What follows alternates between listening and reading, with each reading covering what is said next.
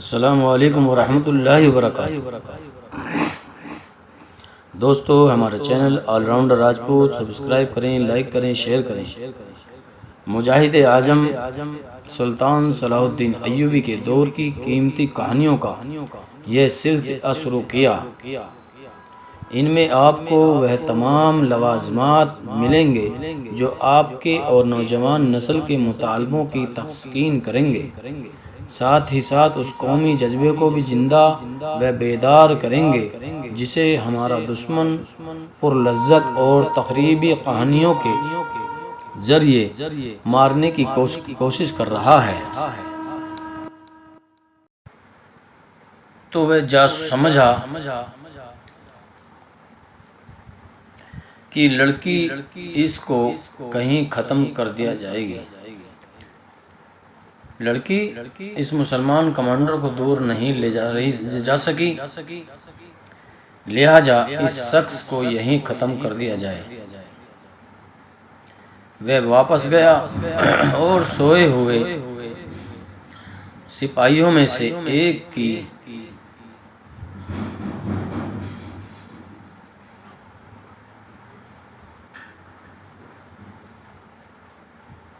کی کمان اور ترکش میں تین چار تیر لے آیا۔ راستے میں چند فٹ اونچی جگہ تھی جس کی اوٹ میں وہ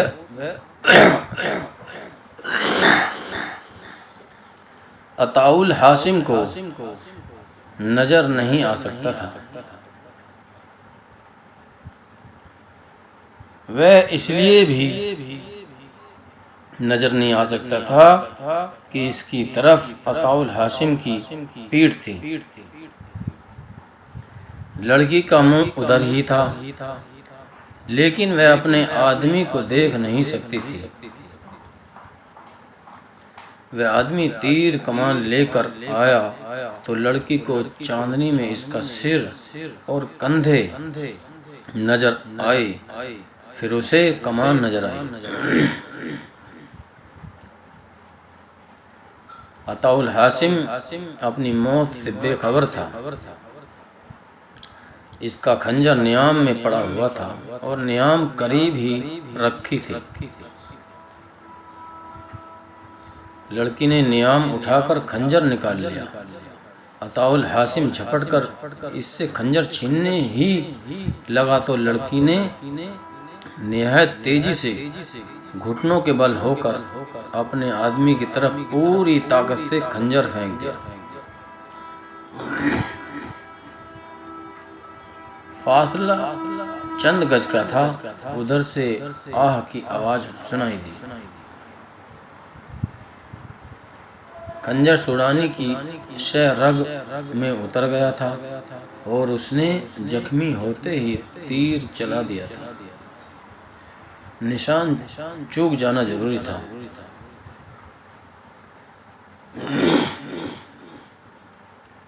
تیر کا جھناٹا عطاء الحاسم کے قریب کے گزرا اور دھک کی آواز سنائی دی۔ اس نے دیکھا کہ تیر لڑکی کے سینے میں اتر گیا تھا۔ وہ دوڑ کر اس طرف بھاگ گیا جس طرف خنجر گیا اور تیر آیا تھا۔ وہ سوڈانی اپنی شہ رگ سے خنجر نکال رہا تھا۔ اس نے خنجر نکال لیا اور اٹھا۔ اس خطرے کے پیش نظر کی وہ ایک حملہ کرے گا۔ عطاء الحاسم نے اچھل کر اس کے پہلو میں دونوں پاؤں جوڑ کر مارے۔ سوڈانی دور جا پڑا۔ عطاء الحاسم بھی گرا اور فوراً اٹھ کھڑا ہوا۔ لڑکی نے عطاء الحاسم کا ہاتھ پکڑ لیا اور کرہتی ہوئی آواز میں بولی،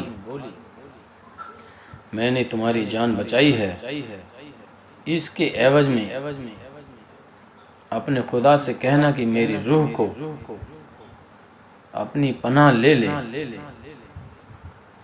میرے جسم کی طرح میری روح بھی ان شاہراہوں میں نہ بھٹکتی رہے۔ میری عمر گناہوں میں گزری ہے، مجھے یقین ہے دلاؤ کہ خدا اس ایک نیکی کے بدلے میرے سارے گناہ بخش دے گا۔ میرے سر پر اس کی طرف ہاتھ پھیرو جس طرح اپنی بیٹی کے سر پر ہاتھ پھیرا کرتے ہو۔ عطاء الحاسم نے اس کے سر پر ہاتھ پھیر کر کہا اللہ تیرے گناہ بخش دے، تجھ سے گناہ کروائے گئے ہیں، تو بے گناہ ہے، تجھے کسی نے نیکی کی روشنی دکھائی ہی نہیں۔ لڑکی نے درد کی شدت سے کراہتے ہوئے عطاء الحاسم کا ہاتھ بڑی مضبوطی سے پکڑ لیا اور بڑی تیزی سے بولنے لگی۔ اس نے کہا یہاں سے 3 کوس دور سوڈانیوں کا ایک اڈا ہے، وہ لوگ آپ سب کو ختم کرنا چاہتے ہیں، اور غور سے سنو، آپ کی فوج اتنی زیادہ پھیل چکی ہے کہ اس کی قسمت میں اب موت یا قید ہے۔ آپ کے ہر ایک کمانڈر اور ہر ایک ٹولی کے پیچھے مجھ جیسی لڑکیاں، مرد لگے ہوئے ہیں۔ میں اس لڑکی کے ساتھ آپ کے 4 کمانڈر کو پھانس کر ختم کرا چکی ہوں۔ مصر کی فکر کرو، صلیبیوں نے وہاں بڑے ہی خطرناک اور خوبصورت جال بچھا دیے ہیں۔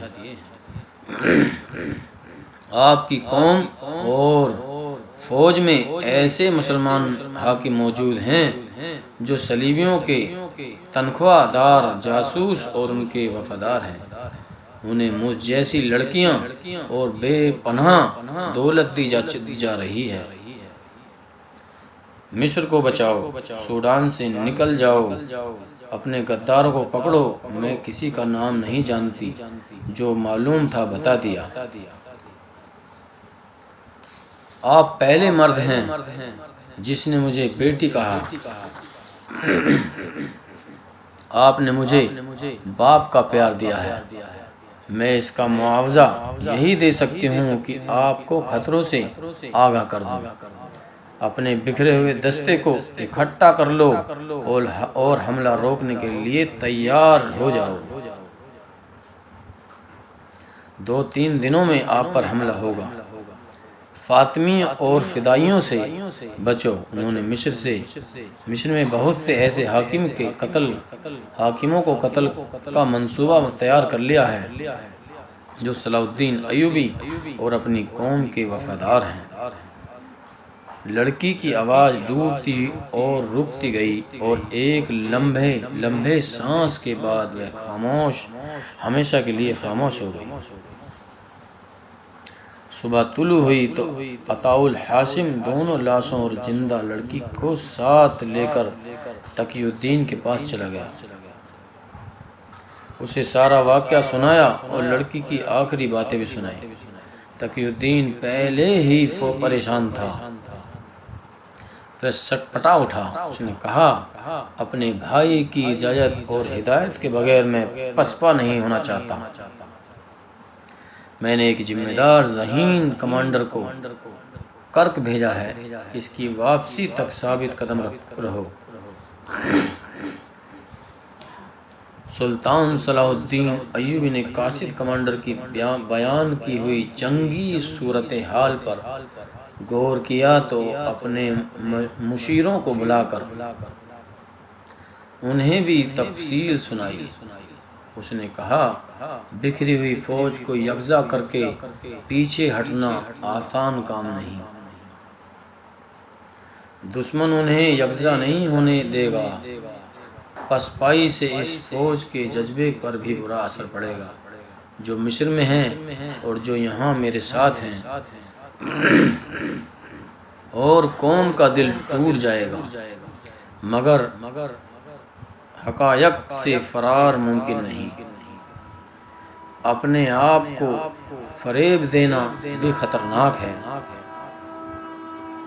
حقائق کا تقاضا یہ ہے کہ تقی الدین اپنی فوج کو واپس لے آئے۔ ہم اسے کمک نہیں دے سکتے، ہم کرب کا محاصرہ اٹھا کر اس کی مدد نہیں کر پہنچا سکتے۔ میرے بھائی نے بہت بڑی غلطی کی ہے، بڑی ہی قیمتی فوج ضائع ہو رہی ہے۔ یہاں ذاتی وقار کا مسئلہ نہیں بننا چاہیے۔ ایک اعلیٰ حاکم نے کہا، ہمیں سوڈان کی جنگ سے دستبردار ہونے کا فیصلہ کرنا چاہیے۔ قائدین اور حکام کی غلط فہمیوں سے فوج بدنام ہو رہی ہے۔ ہمیں قوم کو صاف الفاظ میں بتا دینا چاہیے کہ سوڈان میں ہماری ناکامی کی ذمہ داری فوج پر عائد نہیں ہوتی ہے۔ بلا شبہ یہ میرے بھائی کی غلطی ہے، سلطان ایوبی نے کہا، اور میری غلطی بھی ہے کہ میں نے تقی الدین کو اجازت دی تھی کہ اس حالات کے مطابق وہ جو کارروائی مناسب سمجھے مجھ سے پوچھے بغیر کرج گزرے۔ اس نے اتنی بڑی کارروائی حقائق کا جائزہ لیے بغیر کر دی اور اپنے آپ کو دشمن کے رحم و کرم پر چھوڑ دیا۔ میں اپنی اور اپنے بھائی کی لغزشوں کو اپنی قوم سے اور نور الدین جنگی سے چھپاؤں گا نہیں، میں تاریخ کو دھوکہ نہیں دوں گا۔ میں اپنے کاغذات میں تحریر کرواؤں گا کہ اس شکست کی ذمہ دار فوج نہیں ہم تھے، ورنہ ہماری تاریخ کو آنے والے حکمراں ہمیشہ دھوکہ دیں گے۔ میں سلطنت اسلامیہ کے آنے والے حکمرانوں کے لیے یہ مثال قائم کرنا چاہتا ہوں کہ وہ اپنی لغزشوں پر پردہ ڈال کر بے گناہ کو تاریخ میں ذلیل نہ کریں۔ یہ ایسی غلطی اور ایسا فریب ہے جو کرائے ارض و اسلام کو پھیلنے کی بجائے سکڑنے پر مجبور کرے گا۔ سلطان ایوبی کا چہرہ لال ہو گیا، اس کی آواز کانپنے لگی۔